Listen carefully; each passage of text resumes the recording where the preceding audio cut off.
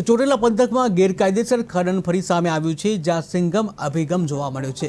ત્યારે મૂડી તાલુકાના ધોળિયા ગામે ચાલતા ગેરકાયદેસર કાર્બોસેલ ખનનના 7 કુવા ઉપર ચોટીલા ડેપ્યુટી કલેક્ટર હરેશ બકવાણાએ અચાનક રેડ પાડી હતી।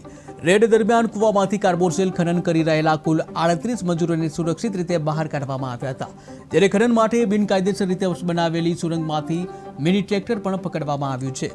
અધિકારીઓએ કુલ 6 ચેરખી, 4 ટ્રેક્ટર, એક કમિશન મશીન સહિત અંદાજિત 36 લાખથી વધુનો મુદ્દામાલ કબજે કર્યો છે। ત્યારે ખનન પ્રવૃત્તિ કરતા 3 શખ્સો સામે લેન્ડ ગ્રેબિંગ એક્ટ સહિતની કાર્યવાહી હાથ ધરવામાં આવી છે। ત્યારે સ્થાનિકોમાં ચર્ચા છે કે આ જીવલેણ ખનન દ્વારા કેટલાય મજૂરોની જિંદગીમાં જોખમ જોવા મળી રહ્યું છે, જે બિલકુલ ન્યાયસંગત નથી। ત્યારે ચોટીલા, મૂડી અને થાનગઢ તાલુકાઓમાં જે ગેરકાયદેસર ખનન ચાલી રહ્યું છે, ત્યારે એની સામે હવે તંત્રની વધુ કાર્યવાહીથી એક આશા જાગી છે।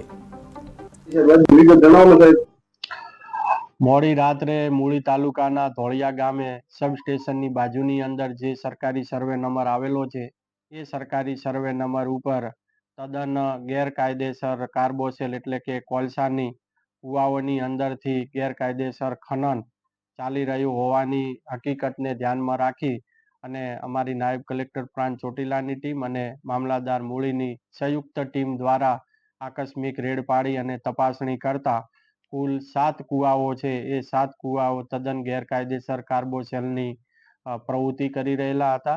આ 7 કુવાઓની અંદરથી કુલ 4 કુવાઓમાંથી 38 જેટલા આજુબાજુના જે મજૂરો છે, મજૂરો અંદર કુવાની અંદર હતા।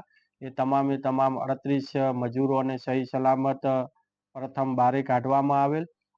ત્યારબાદ જે સાધન સામગ્રી છે, એ સાધન સામગ્રી પણ મળી આવેલી હતી, જેમાં કુલ 4 ટ્રેક્ટર, 1 કમ્પ્રેસર તેમજ 6 ચરખી, આમ મળીને કુલ 36 લાખનો મુદ્દામાલ જપ્ત કરી અને તમામે તમામ મુદ્દામાલ મોડી રાત્રે મામલાદાર કચેરી મૂળી પાસે ખસાડવામાં આવેલો છે। આ જે તદ્દન ગેરકાયદેસર કુવાઓનું જે ખનન કરાવતા હતા, તેઓના નામ છે પણ એ સામે આવ્યા છે।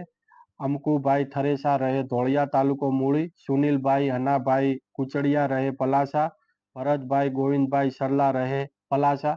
આ 3 ઈસમો દ્વારા આજ આજુબાજુના વિસ્તારોમાંથી આવા મજૂરોને લાવી કોન્ટ્રાક્ટ આપી અને સરકારી સર્વે નંબરની અંદર તદ્દન ગેરકાયદેસર કોલસાનું ખનન કરાવી અને વેચાણ વગેરે કરતા હતા।